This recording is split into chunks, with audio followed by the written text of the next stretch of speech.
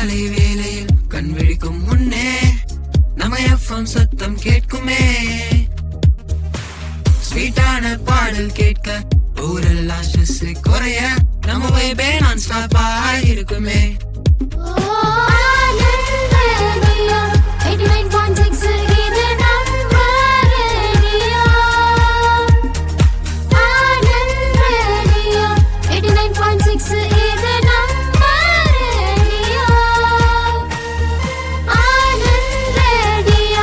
ஊரெல்லாம் கேட்க போறோம், கவலைகள் மாறப்போ.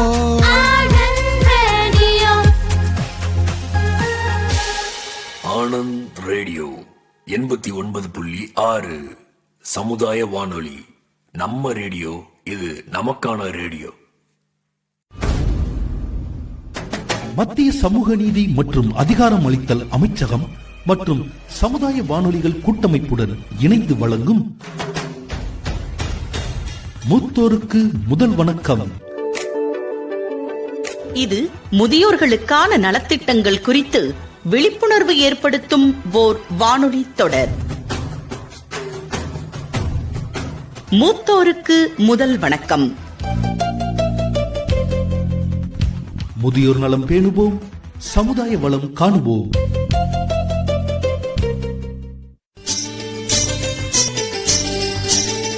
நேயர்கள் அனைவருக்கும் வணக்கம்.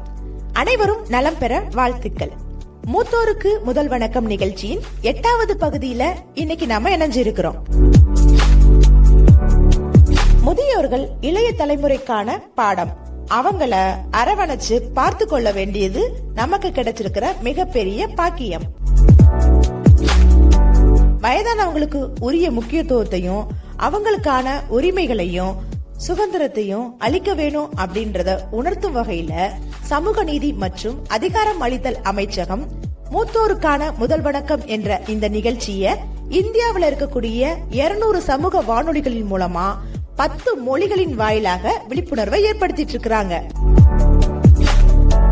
நமது இந்திய அரசின் சமூக நீதி மற்றும் அதிகாரமளித்தல் அமைச்சகம் ஒவ்வொரு மாநில அரசோட இணைஞ்சு சமூக நலன் காக்கவும் சமூக நீதியை உறுதிப்படுத்துறதுலயும் பல்வேறு பணிகளை மேற்கொண்டுட்டு இருக்கிறாங்க. பொதுவா 60 வயதை கடந்த ஆண் பெண் அனைவரும் மூத்த குடிமக்கள் அல்லது முதியோர்கள் அப்படின்னு கருதப்படுறாங்க. அவர்களோட நலனை பாதுகாக்கவும் அவர்களுக்கான உரிமைகளை வழங்கவும் அவங்கள மதிக்கவும் பல்வேறு நடவடிக்கைகள் எடுக்கப்பட்டு வருது. அனைத்து முதியோர்களுக்குமான உணவு, உடை, இருப்பிடம் மற்றும் சுகாதார வசதிகள் போன்றவற்றை அவங்களுக்கு தடையில்லாம கிடைக்கிறதுக்கான வழிமுறைகளை செஞ்சு கொடுத்துட்டு இருக்கிறாங்க. வாழ்வாதாரத்திற்கான நல்ல சூழலை உருவாக்கி கொள்றதுக்கு அவங்களுக்கு வாய்ப்புகளும் வழங்கப்படுது. சமூக மற்றும் சட்ட பாதுகாப்பு அளிக்கப்பட்டு மனித உரிமை மற்றும் அடிப்படை சுதந்திரத்தை அவங்க அனுபவிக்கிறதுக்கு வழிவகை செஞ்சு கொடுத்துட்டு இருக்கிறாங்க. மூத்தோர் நலன் பேணுவோம், சமூக நலன் காண்போம். இந்த நிகழ்ச்சிய மத்திய சமூக நீதி மற்றும் அதிகாரமளித்தல் அமைச்சகம், இந்திய சமூக வானொலிகளின் கூட்டமைப்பு, தமிழ்நாடு சமூக நலத்துறை மற்றும் மாவட்ட சமூக நலத்துறை ஆகியோர் இணைஞ்சு வழங்கிட்டு இருக்காங்க. இன்றைய நிகழ்ச்சியின் மூலமா மூத்த குடிமக்களுக்கு உள்ள உரிமைகள், சட்டங்கள், நலத்திட்டங்கள் பற்றி தெரிஞ்சுக்க இருக்கிறோம். இத பத்தின விஷயங்களை நம்ம கூட பகிர்ந்துக்கிறதுக்காக வானொலி நிலையத்துக்கு தாத்தா பாரத்தும் அவங்களோட பேத்தி லட்சுமியும் வந்திருக்கிறாங்க. வாங்க நேர்களே, தாத்தா பாரத்தும் லட்சுமி பேத்தியும் என்ன பேசிக்கிறாங்கன்னு கேட்கலாம்.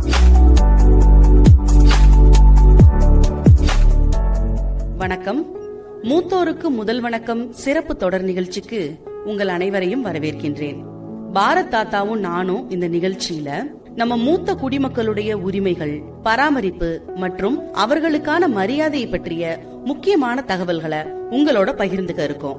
வணக்கம் தாத்தா. வணக்கம்மா. இப்ப நம்ம இந்தியா கலாச்சாரத்துக்கும் சரி பாரம்பரியத்துக்கும் சரி ரொம்ப பேர் போன ஒரு இடம். நம்ம இந்தியா எப்போதுமே ஒவ்வொரு மதத்துக்கும் சமூகத்துக்கும் அதோட கலாச்சாரத்துக்கும் மதிப்பளிக்கிற ஒரு இடமா தான் இருக்குது. ஆனா இப்ப நம்ம ரொம்ப வேகமான பிஸியான உலகத்துல வாழ்ந்துகிட்டு இருக்கிறதுனால மூத்தவங்களுக்கு மரியாதைன்றது கொடுக்கவே மறந்துட்டாங்க. அது அப்படி இல்ல தாத்தா, நாங்களும் மூத்தவங்களுக்கு மரியாதை கொடுக்கறோம். நீங்க வேணா அப்படி நினைக்கலாம் தாத்தா, ஆனா நாங்க மூத்தவங்களுக்கு மரியாதை கொடுத்துக்கிட்டு தான் இருக்கோம். ஆனா நிறைய பேரு மூத்தவங்களுக்கான மரியாதையை கொடுக்கறது இல்ல. அதுலயும் ஒரு சில பேர் தான் அப்படி செய்யறாங்க.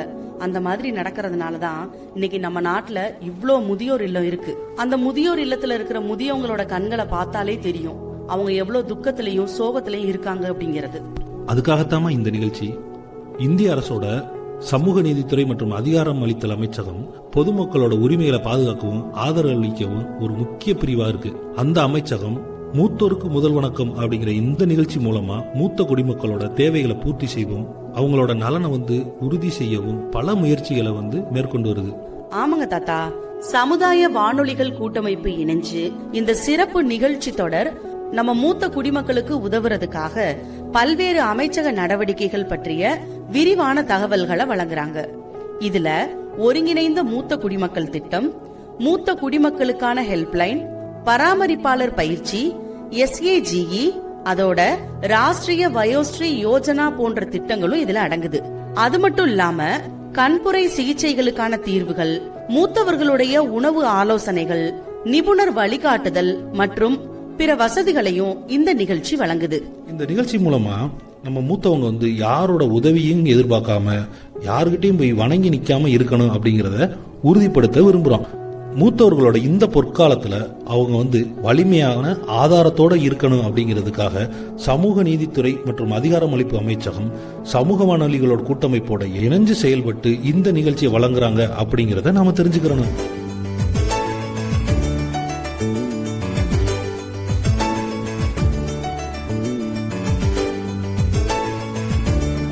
என்ன லட்சுமி, நானும் ரொம்ப நேரமா உங்களை கவனிச்சுக்கிட்டே இருக்கேன். இந்த செல்லை வச்சு பாத்துக்கிட்டே இருக்கீங்க. அப்படி என்னதான் இருக்கு அந்த செல்லுல? இது ஒண்ணு கெட்டது இல்லையே தாத்தா. நமக்கு தெரிஞ்சவங்க கிட்ட நம்ம பேசிக்கலாம், அவங்களுக்கு வாழ்த்துக்களை பகிர்ந்துக்கலாம், அன்றாட உலகத்துல நடக்கிற விஷயங்களை உடனே தெரிஞ்சுக்கலாம். நீ சொல்றதெல்லாம் சரிதான் லட்சுமி. இப்ப செல்லுலயே எல்லாம் இருக்கு. இன்னும் சோசியல் மீடியா எல்லாம் சொல்றாங்க எல்லா விஷயமும் உங்களுக்கு அதுலயே கிடைச்சிருது. ஆனா எங்க காலத்துல பார்த்தோம்னா நாங்க ஒரு தகவலை பகிர்ந்துக்கிறோம்னா கூட கடிதம் மூலமா தான் பகிர்ந்துகிட்டு இருந்தோம். நீங்க சொல்றது சரிதான் தாத்தா. ஆனா இன்னைக்கு இருக்கிற இந்த அவசரமான உலகத்துல யார் தாத்தா உட்காந்து லெட்டர் எல்லாம் எழுதிக்கிட்டு இருக்கிறது?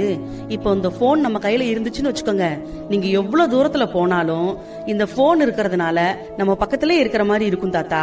ஆனா ஒரு உண்மையை சொல்றேன் லட்சுமி, இந்த நவீன உலகத்து மத்தியில எங்களோட பாரம்பரியம், மதிப்பு, மூத்தவர்களுக்கு கொடுக்க வேண்டிய மரியாதை இது எல்லாமே கொஞ்சம் கொஞ்சமா இழந்துகிட்டே வர்றோம்.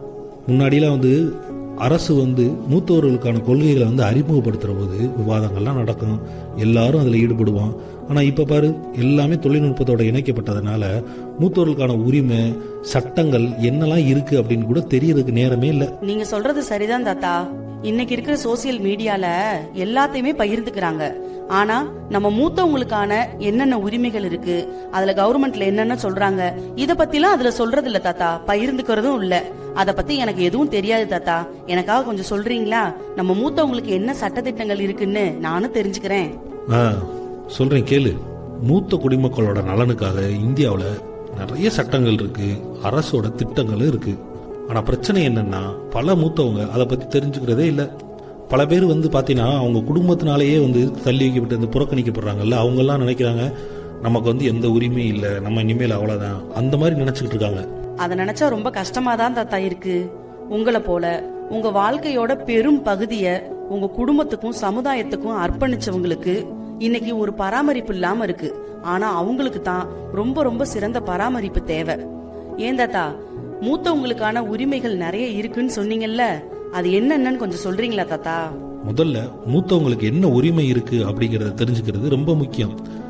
இந்தியாவுல மூத்த குடிமக்கள் நலனுக்காக 2007 அறிமுகப்படுத்தப்பட்ட சட்டம் தான் பெற்றோர் மற்றும் மூத்தவர்களுக்கான பராமரிப்பு மற்றும் நலனுக்கான சட்டம். இந்த சட்டம் என்ன சொல்லுதுன்னா, ஒரு குடும்பம் மூத்தவர்களை பராமரிக்கல அப்படின்னா அந்த மூத்தவர்கள் தங்கள் குழந்தைகள் அல்லது குடும்பத்தினரின் பராமரிப்பு நிதியை சட்ட ரீதியா பெற முடியும். தாத்தா, இப்ப நீங்க சொன்னது எவ்வளவு பெரிய உரிமை தெரியுமா? ஒரு மூத்தவங்க தனியா வாழ்றாங்க, அவங்களோட குடும்பம் அவங்கள ஆதரிக்கல அப்படின்னா அவங்க நீதிமன்றத்துக்கே போய் உதவி பெற முடியுமா? ரொம்ப ஆச்சரியமா இருக்கு தாத்தா. ஆமா, இந்த சட்டம் அதைத்தான் சொல்லுது. குடும்பத்துல இருக்க குழந்தைகள் மூத்தவர்களையும் வயதானவர்களை பராமரிக்கணும், அவங்களுக்கு அது முக்கியமான கடமை அப்படிங்கறத இந்த சட்டம் சொல்லுது. நீங்க சொல்றது சரிதான் தாத்தா. ஆனா மூத்தவங்க அவங்களோட சொந்த குழந்தைகளுக்கு எதிரா சட்ட நடவடிக்கை எடுக்கணும் அப்படிங்கிறது ரொம்ப கஷ்டமான விஷயம் தானே தாத்தா. இதுல வேற ஏதாவது வழிமுறை இருக்கா தாத்தா? இந்த சட்டம் மூத்த குடிமக்களுக்கு வந்து தங்குறதுக்கு இடம், மருத்துவ செலவு இதெல்லாம் தேவைப்பட்டுச்சுன்னா மாநில அரசோ இல்ல உள்ளூர் அமைப்புகளோ இதுக்கு வந்து உதவி மையங்கள் அமைக்கணும் அப்படின்னு சொல்லுது. இந்த மையங்கள்ல சுகாதார பராமரிப்பு, உணவு, மற்ற வசதிகள், சேவைகள் இதெல்லாம் வழங்கப்படுது. அது மட்டும் இல்லாம மூத்தோர்களோட பாதுகாப்பை உறுதி செய்ய அவங்களுக்கு வாழ்வுரிமையும் இருக்கு. அவங்களுக்கு ஏதாவது கெடுதல் நடந்துட்டா அரசு வந்து அவங்களுக்கு உதவி செய்ய வேண்டும் அப்படிங்கறத வந்து இந்த சட்டம் சொல்லுது. அருமையா சொன்னீங்க தாத்தா. மூத்தவங்களுக்கு பாதுகாப்பான வாழ்க்கை இருக்கு அப்படிங்கறத தெரிஞ்சுக்கிட்டதே எனக்கு ரொம்ப ரொம்ப சந்தோஷமா இருக்கு. ஆனா அவங்க இந்த உரிமைகளை பத்தி தெரியாமலே இருக்காங்க. அவங்க எப்படி அவங்கள பாதுகாத்துக்குவாங்க? தாத்தா, நாம அவங்களுக்கு ஏதாவது செய்யணும் தாத்தா. நீ சொல்றது ரொம்ப சரிமா.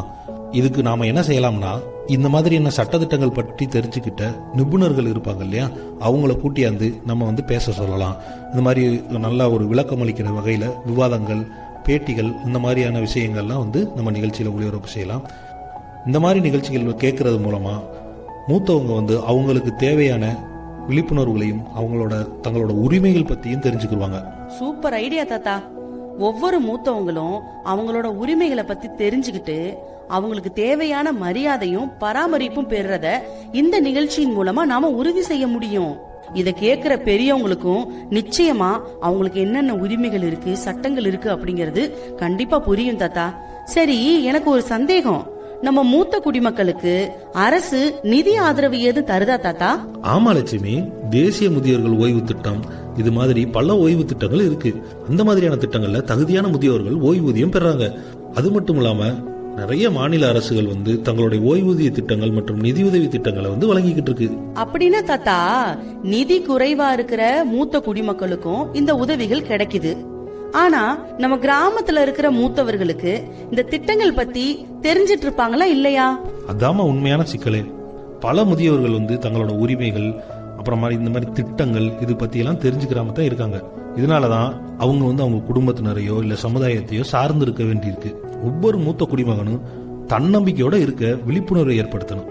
இது மட்டும் இல்லாம அவங்களுக்கு நியாயமான விசாரணை உரிமை அப்படின்னு ஒண்ணு கூட இருக்கு. தாத்தா, இதுவரைக்கும் நீங்க சொன்ன அந்த உரிமை எல்லாம் எனக்கு புரிஞ்சுச்சு. அது என்ன நியாயமான விசாரணை உரிமை? அத பத்தி கொஞ்சம் சொல்றீங்களா? அது என்னன்னா, ஒரு மூத்த குடிமகன் துன்பத்துக்கு ஆளானாலோ அதை வந்து அவங்க வந்து புகார் செய்ய விரும்பினாலோ சட்டம் வந்து அந்த குரலை கேட்கறது வந்து கட்டாயமாக்கி இருக்கு. இது அவங்களோட குறைகளை தீர்க்கவும் அவங்களுக்கு ஏற்பட்ட அநீதிகளை வந்து சரி செய்யவும் இது நீதிமன்றமா செயல்படுது. தாத்தா, எனக்கு ஒரு யோசனை தோணுது. இப்போ மூத்த குடிமக்களுக்கு கிடைக்கிற பல வசதிகள் இருக்குன்னு சொன்னீங்க. ஆனா அவங்க அவங்களோட உரிமைகளை இழந்து வாழ்ந்துகிட்டு தானே இருக்காங்க. நம்மளால நம்ம கிராமத்திலேயே ஒரு கூட்டத்தை ஏற்பாடு செய்யக்கூடாது? அந்த கூட்டத்துல இப்ப நீங்க சொன்னீங்க பாத்தீங்களா, இந்த திட்டத்தை ஃபுல்லும் நாம ஏன் எடுத்து சொல்லக்கூடாது? இது அவங்களுக்கு ஒரு வழிகாட்டியா இருக்கும்ல தாத்தா. பல முதியவங்களுக்கு கிடைக்கக்கூடிய வசதிகள், உரிமைகள், சட்டங்கள் என்ன அப்படிங்கறது அவங்களுக்கு தெரியும்ல. சரிதாமா, நீ சொல்ற யோசனை நல்ல யோசனை. நாம வந்து இப்படி ஒரு கூட்டத்தை கூட்டுவோம். அதுல நான் இருக்கேன், மற்ற மூத்தவங்களையும் கூப்பிடுவோம், கிராம சபையில இருக்கவங்களையும் கூப்பிடுவோம். எல்லாரும் ஒண்ணு சேர்ந்து இந்த மாதிரியான விவரங்களை வந்து நல்லா வந்து கலந்து உரையாடுவோம். தாத்தா, இன்னைக்கு நம்ம ஊர்ல கிராம சபை கூட்டம் நடக்க இருக்கு. மூத்தோருக்கான உரிமைகள், திட்டங்கள் பத்தி சொல்றதுக்கு நிபுணரோட நாம அங்க போலாமா தாத்தா? கண்டிப்பா லட்சுமி. எல்லா மக்களையும் ஒரே இடத்துல வச்சு இந்த மாதிரி விஷயங்களை பேசும்போது இந்த மாதிரி தகவல்கள் வந்து எல்லாத்துக்கும் ஒரே நேரத்துல போய் சேரும் இல்லையா?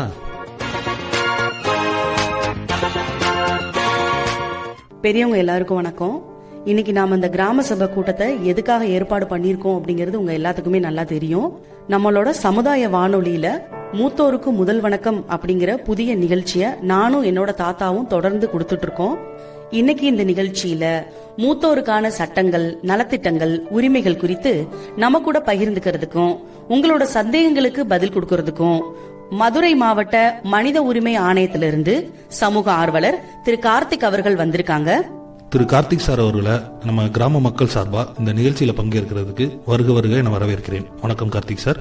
இப்ப நம்ம கிராமத்துக்கு மக்கள்கிட்ட எல்லாம் என்ன சொல்ல விரும்புறேன் அப்படின்னா, எல்லாரும் அமைதியா இருந்து சார் என்ன சொல்றாங்களோ அதை முழுமையா கேட்டுக்கிட்டு அதுக்கப்புறம் உங்களுக்கு ஏதாவது சந்தேகம் இருந்தா சார்கிட்ட வந்து நீங்க கேட்டு தெளிவு பெறலாம். சரிங்களா? அனைவருக்கும் வணக்கம். என்னுடைய பெயர் வந்து கார்த்திக். நான் 15 ஆண்டு காலமாக சமூக பணியில் ஈடுபட்டு வரேன். இந்த அமர்வோட தலைப்பே வந்து பாத்தீங்கன்னா முதியோர்களுக்கான வணக்கம். தலைப்பே வந்து இன்னைக்கு ஒரு பேசக்கூடிய ஒரு முக்கியமான ஒரு தலைப்பா வந்து தேர்ந்தெடுத்திருக்காங்க. முதல்ல இந்த மாதிரி ஒரு நிகழ்வை ஏற்பாடு செய்த சமூக வானொலிக்கு வந்து நான் நன்றி தெரிவிச்சுக்கிறேன். இன்னைக்கு நம்ம வந்து முதியோர்களை எப்படி பாக்குறோமோ, சொல்ல போனா உண்மையுமே நம்ம முதியோர்களை பாக்குறது இல்லைங்கிறது தான் யதார்த்தமான உண்மை. முதியோர்களை வந்து நம்ம பார்க்கணுங்கிறது தான் இந்த கருத்தரங்கம். ஏன்னா இன்னைக்கு வந்து சமூகத்துல வந்து பாத்தீங்கன்னா ரொம்ப வீக்கஸ்ட் செக்ஷன்ல இருக்கக்கூடியவங்க பெண்கள், குழந்தைகள், முதியவர்கள். அந்த இடத்துல முதியவர்கள் வந்து அதனால வந்து முதியவர்கள் மீதான வன்முறை வந்து தமிழ்நாட்டுல வந்து அதிகமா நடக்குதுங்கிறத வந்து ஒரு சமீபத்துல ஒரு ஆய்வுல இருக்கக்கூடிய ஒரு புள்ளி விவரங்கள் வந்து தெரிவிக்குது. சோ வந்து இன்னைக்கு நம்ம முதியோர்கள் எப்படி பாக்குறோம் அப்படிங்கறதான் முக்கியமான ஒரு விஷயம். ஐக்கிய நாடுகளின் கணக்குப்படி வந்து பாத்தீங்கன்னா 2019 உலகத்துல வந்து 70.3 கோடி மக்கள் 65 வயதுக்கு மேற்பட்டவர்கள். இதுதான் ஐக்கிய நாடுகளோட புள்ளி விவரம். இது உலக மக்கள் தொகையில வந்து பாத்தீங்கன்னா 16%. உலக முதியோர்கள் மக்கள் தொகையில் இந்தியா 2வது இடத்துல இருக்குங்கிறது தான் உண்மை. கடந்த 1999ஆம் ஆண்டு ஒரு டிராப்ட் வந்து முதியோருக்கான ஒரு டிராப்ட் வந்து உருவாக்கிருக்காங்க. அதாவது டிராப்ட்னா வரைவு கொள்கை வந்து உருவாக்கிருக்காங்க. அந்த வரைவு கொள்கையோட முக்கிய நோக்கம் என்ன அப்படின்னா 60 வயதுக்கு மேற்பட்டவர்கள் வந்து முதியவர்கள். அவர்கள் வந்து முதியவர்கள் சொல்லக்கூடாது, மூத்த குடிமகன்கள், சீனியர் சிட்டிசன் என்று அழைக்க வேண்டும். 1999 தான் இது நடைமுறைக்கே கொண்டு வரப்பட்டது. நீங்க இப்படி எடுத்துக்கலாம். இந்தியாவில் வந்து பாத்தீங்கன்னா 60 வயதுக்கு மேற்பட்டவர்கள் முதியவர்கள். அதே இதுல நீங்க வந்து உலக நாடுகள் எடுத்துட்டீங்க அப்படின்னா 65 வயதுக்கு மேற்பட்டவர்கள் தான். யூஎன் இது பத்தி பாத்தீங்கன்னா 65 வயதுக்கு மேற்பட்டவர்கள் தான் வந்து முதியவர்கள்ங்கிற ஒரு கிரியாரிட்டி வந்து பிக்ஸ் பண்ணிருக்காங்க. இந்தியாவில் வந்து முதியோருடைய எண்ணிக்கை அதிகமா இருக்கக்கூடிய மாநிலம் வந்து கேரளா 16.5%. 2வதா வந்து தமிழ்நாடு 13.6%. 3வதா வந்து ஹிமாச்சல் 13.1%. 4வதா வந்து பஞ்சாப் 12.6%. இந்த வரிசையில நீங்க எடுத்துக்கிட்டீங்க அப்படின்னா மிக குறைவான பட்டியல்ல வந்து பாத்தீங்கன்னா பீகார் வந்து 7.7% வந்து இருக்கு. இப்படிதான் வந்து நீங்க முதியோருடைய எண்ணிக்கை வந்து இந்தியாவில் இருக்க மாநிலங்கள் வந்து நம்ம வரையறைக்கு வந்து உட்படுத்தப்படுகிறது. 2022 வந்து ஒரு புள்ளி விவரம் எடுக்கப்பட்டது பாத்தீங்கன்னா தமிழ்நாட்டுல தினசரி பிறப்பு விகிதத்தை விட முதியோர்களோட எண்ணிக்கை அதிகரித்து வருகிறது. அதாவது தினசரி பிறக்கக்கூடிய பிறப்பு சதவீதம் வந்து குறைந்து முதியவர்களோட எண்ணிக்கை சதவீதம் வந்து அதிகரித்து வருகிறது தான் மிக அதிர்ச்சியான ஒரு டேட்டா. அதிகமான முதியோர் காப்பகங்கள் இருக்கக்கூடிய மாநில பட்டியலில் வந்து தமிழ்நாடு முதலிடத்துல இருக்கு. கேரளா வந்து பாத்தீங்கன்னா முதியோர் எண்ணிக்கையில வந்து அதிகமா இருக்காங்க.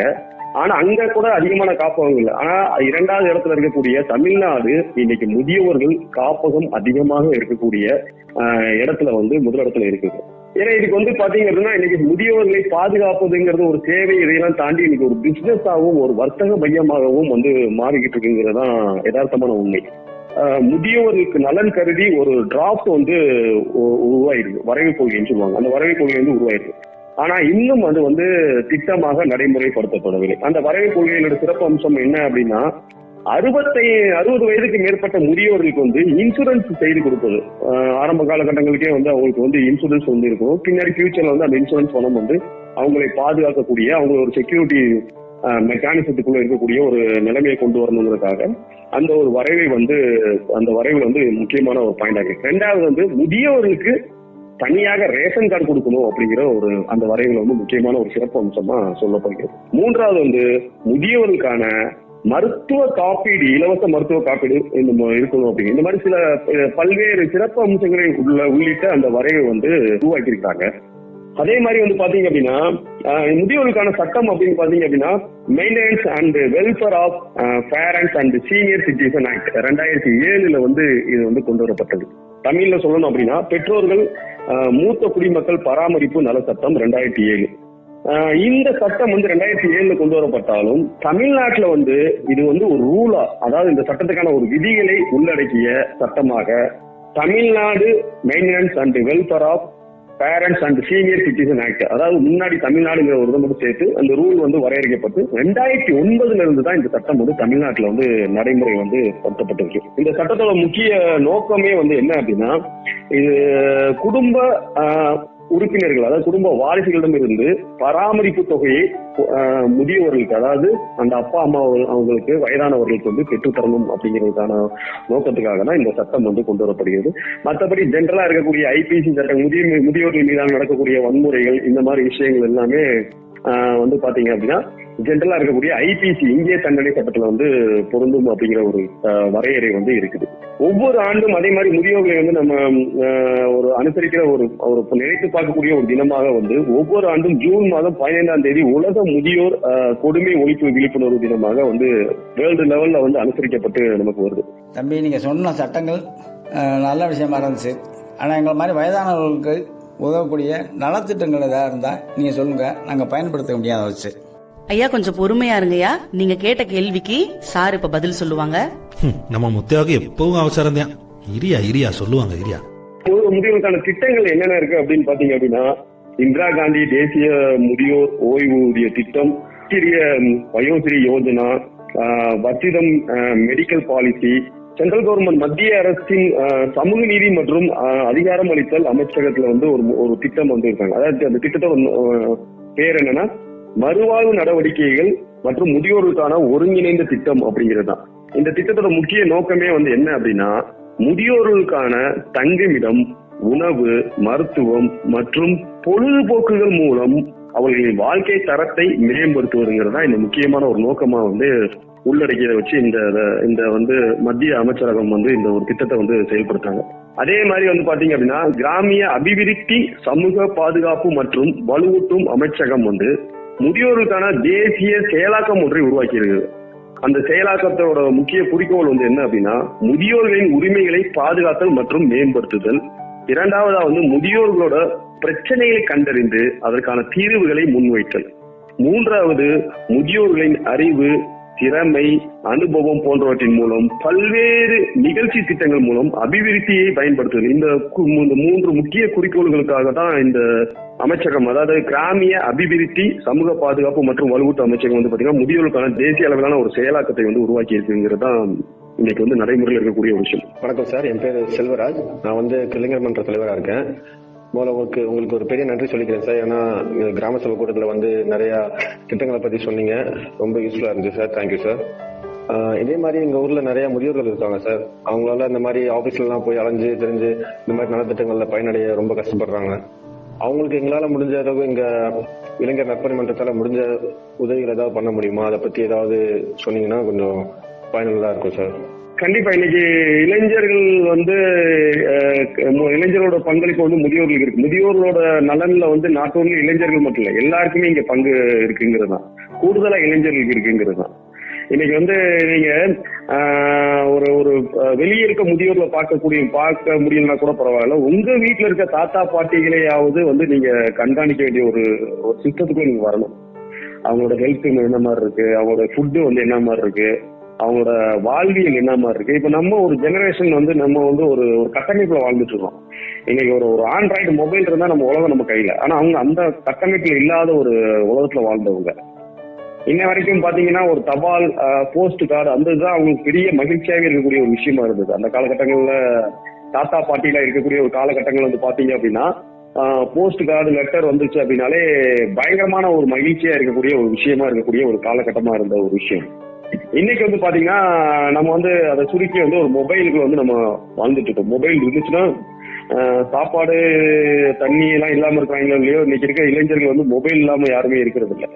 எனக்கு தெரிஞ்சு சமீபத்துல தமிழ்நாட்டுல 2 படுகொலைகள் வந்து பாத்தீங்கன்னா, பெத்த அம்மாவே வந்து வேலைக்கு போயிட்டு வந்தவங்க மொபைல் வாங்கி தர, ஒரு ஆண்ட்ராய்டு மொபைல் வாங்கி தரலங்கிறதுக்காண்டி அம்மாவை படுகொலை பண்ண சம்பவமும் இங்க நடந்திருக்குது.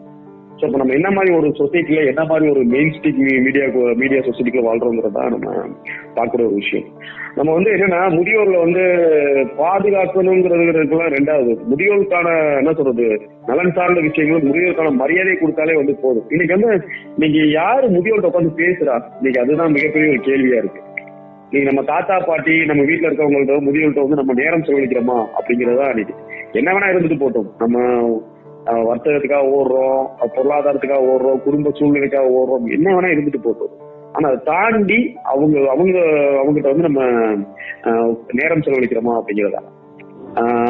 எல்லாருமே யதார்த்தமா சொல்லுவாங்க, முதியோர்கள் வந்து ஒரு வயசாயிருச்சு அப்படின்னா அவங்களுக்கு குழந்தைகள் தான். இன்னைக்கு நம்ம குழந்தைகள்கிட்ட காட்டுற அக்கறை, நம்ம குழந்தைகள் மீது இருக்கிற பாசம் வந்து அந்த நம்ம தாத்தா பாட்டி மேல நம்ம இருக்கா அப்படிங்கிறதா மிகப்பெரிய ஒரு கேள்வி இருக்கு.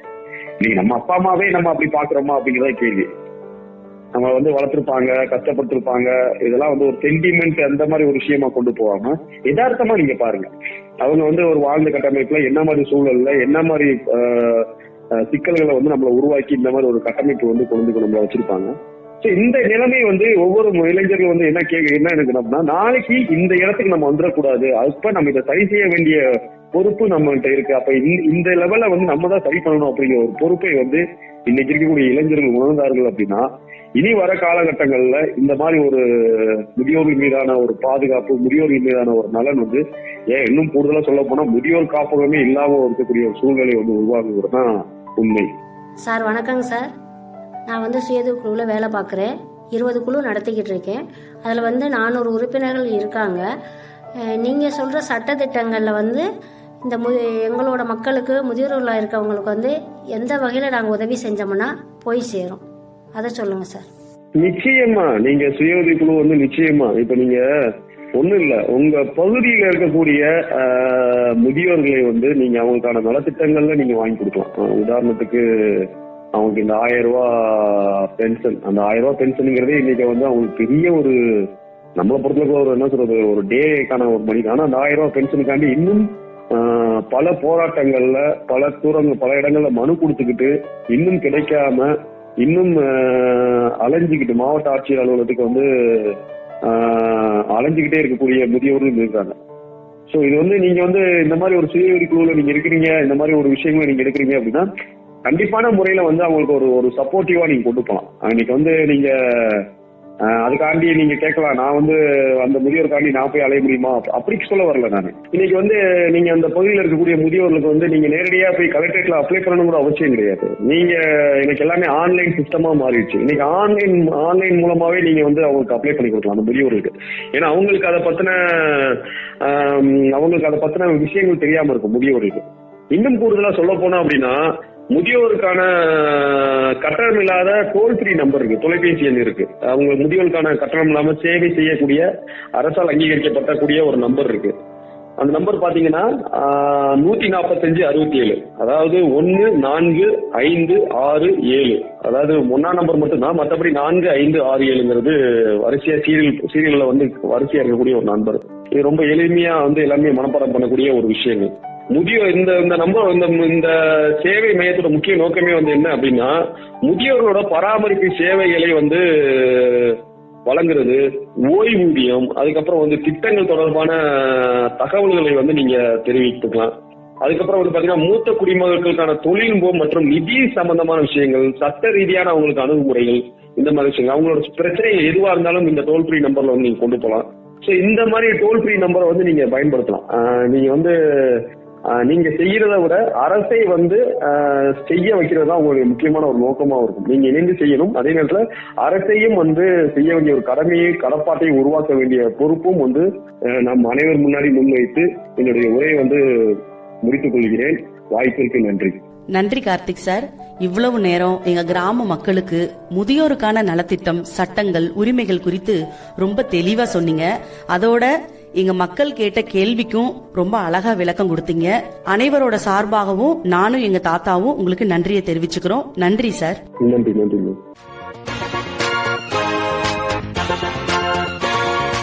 தாத்தா, நம்ம ஏற்கனவே சொன்ன மாதிரி கிராம சபை கூட்டத்துக்கு போயிட்டோம்.